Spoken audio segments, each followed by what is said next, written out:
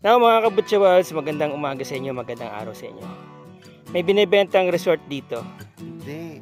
May binibentang property dito sa Kabanggan.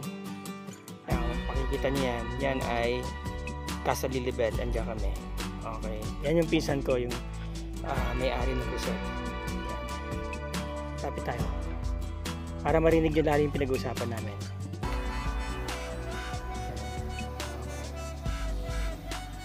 Yan.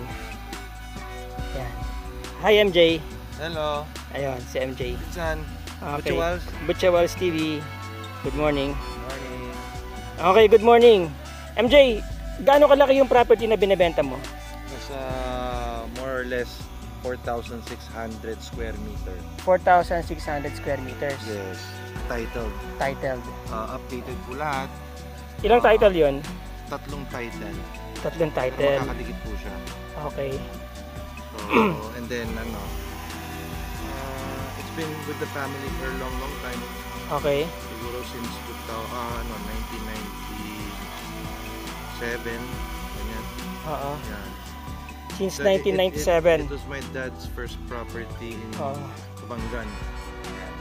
Okay. So, how much are you selling it? I'm selling it for 25,000 per square meter. 25,000 per square meter. Yes. Okay. So, kahileran ng resort na to, di ba? Kahilera nito. It's in Oo. Kung makikita nila, barangay. kung makikita ninyo, mga kabutchawals, ito yung Casa Lilibel, right? Yeah. Tapos, dito sa tabi mo, ano yan tabi mo na yan? Si Haya ba yan? It's another It's another resort. Beach house. No, it's Okay. a beach house pero more on Airbnb siya. Oo. Airbnb type na accommodation. Pang isang grupo. Yan. Ayan. Tapos So, next dito to sa it, area na to, kung mapapansin natin, ang dami ng mga resorts, di ba? Ayan, very oh. well developed. At saka Oo. hindi lang yung maliliit Ayan, na oh. resort, malalaking resort din. Malalaking resorts to. Yeah. Itong nasa unahan nyo dito, yan. Yan. Yan. Si Eden naman yan, yung may Oo. building. Yan. Okay. Tapos, nandyan din si Waikoloa, nandyan din si White House, Sundance. Sundance. Oo, nandyan yung mga resort na yan. Meron pang ginagawa dun sa may dulo eh. Saan? Doon? Oo, dulon-dulo dun. Ayun, may nakikita akong fish pond doon, ano? Oo, Now, sa property nyo, kitang-kita tong ano na yan, yung bundok na yan, di ba? kitang-kita Oo. lahat yan. Yan. Tapos yan, tulay. Itong tulay na yan. That's the bridge Yan yung coming papunta in. ng, Papasok na dito sa barangay. papasok na sa barangay. Oo. Parang Okay. nasa Little From the Island National tayo. Highway. Yes. Alright, tignan So, natin. mga ano lang yan. Siguro From the mga National Highway, no? 1 kilometer, 1.5 kilometer. Sobrang ano. Sementado all the way to the beach. Tapos ito, yan yung tulay, di ba? Yes. Ito yung papunta na ng Botolan. Yes. Going there, no? Botolan. Tapos ang National Highway, andun, palabas doon. Tama? Yan, National Highway. Doon. Oo, yun. Yan, National Highway. Ito yung tulay. Yan. Yan, Right? Yep. Yan. Ngayon, yung property na binebenta ninyo ay along this coastal area. Yes. So, ayan yung kalsada. Yan ang pinaka-entry point nila. And then, ang property nandito. Doon. Yan, anong building yan? Yan.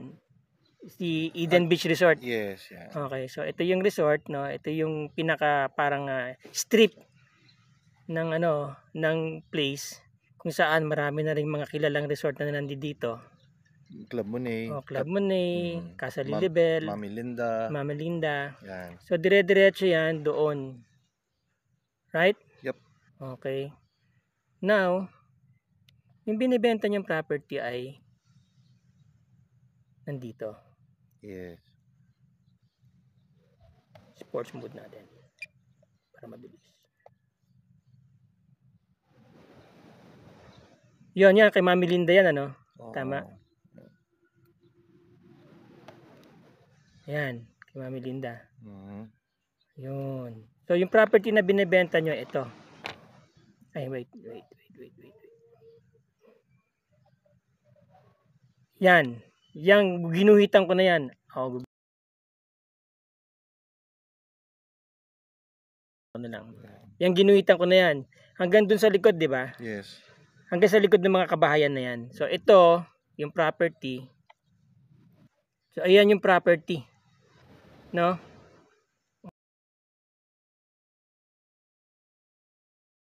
Okay, atras tayo.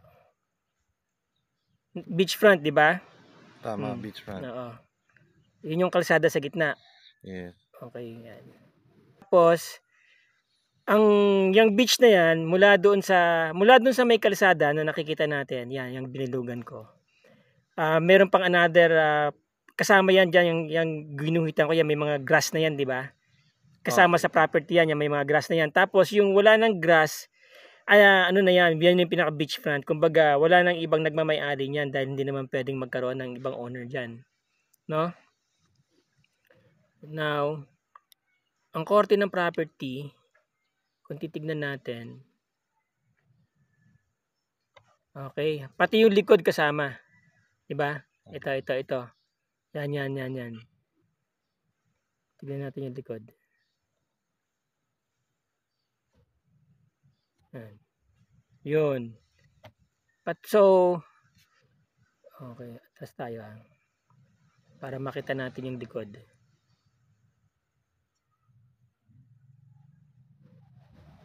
Para makita rin nila yung ilog.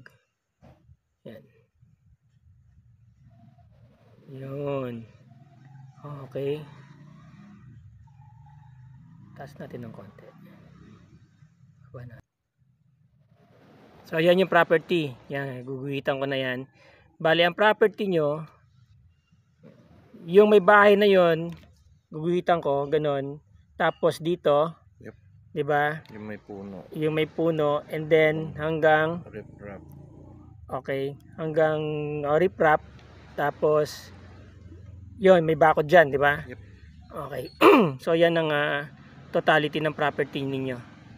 Yun. Ngayon, ang maganda sa property na to kasi, mga kabutsawals, no?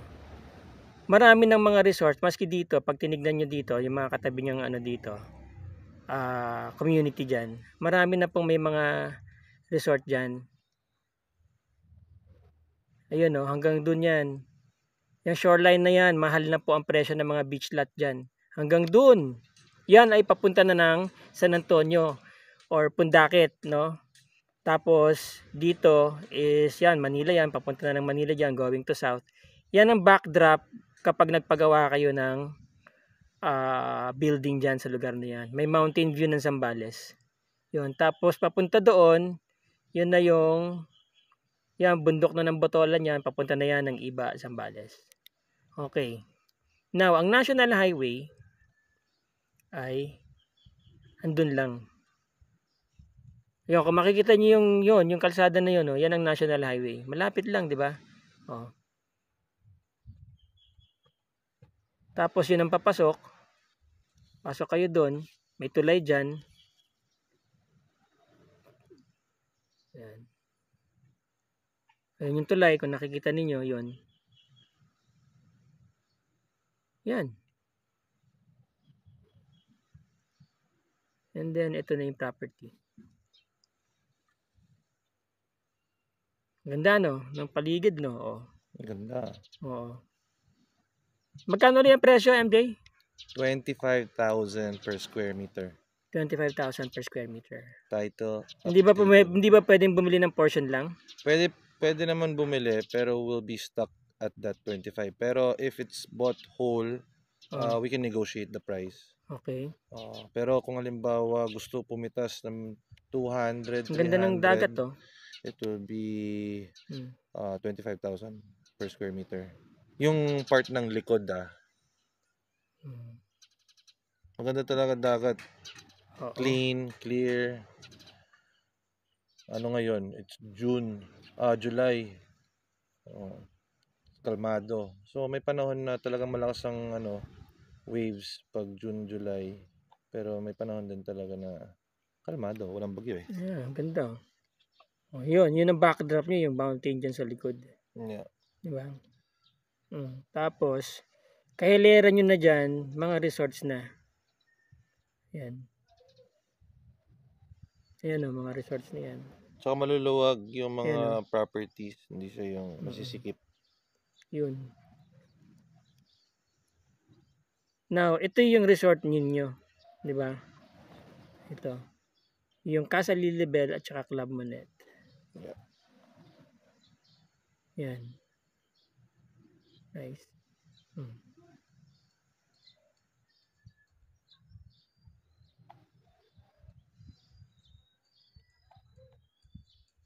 Okay. Pabalikin na natin si drone sa atin.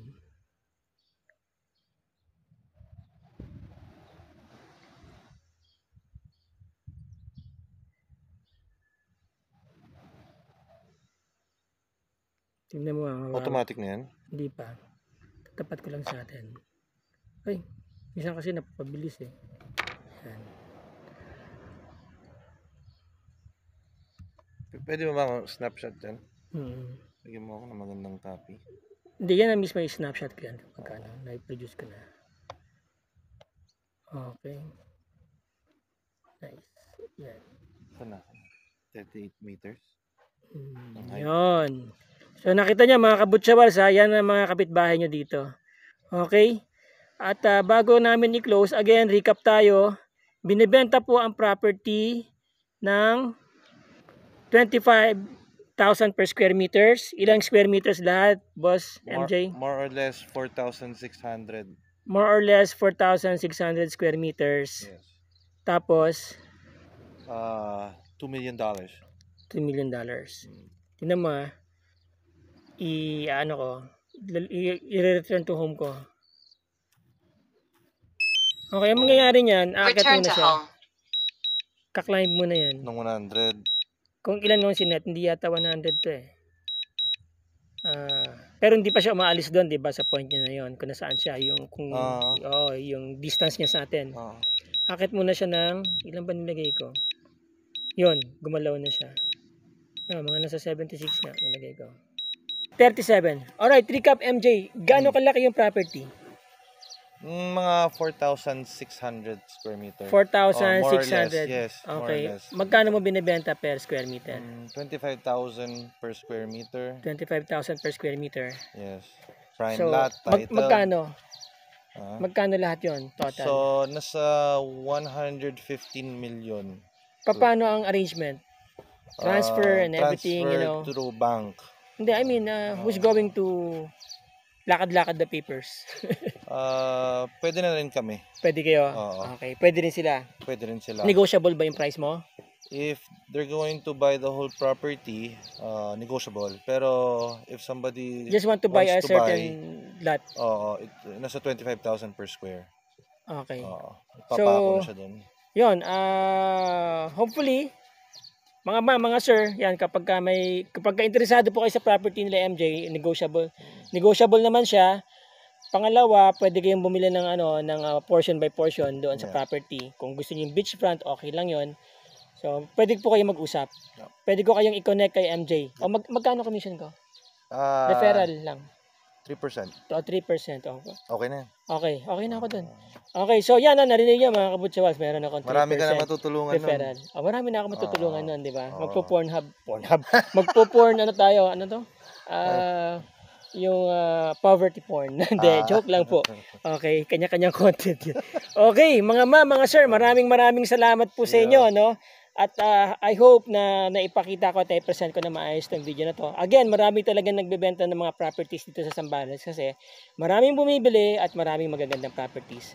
Maraming salamat po. Ciao!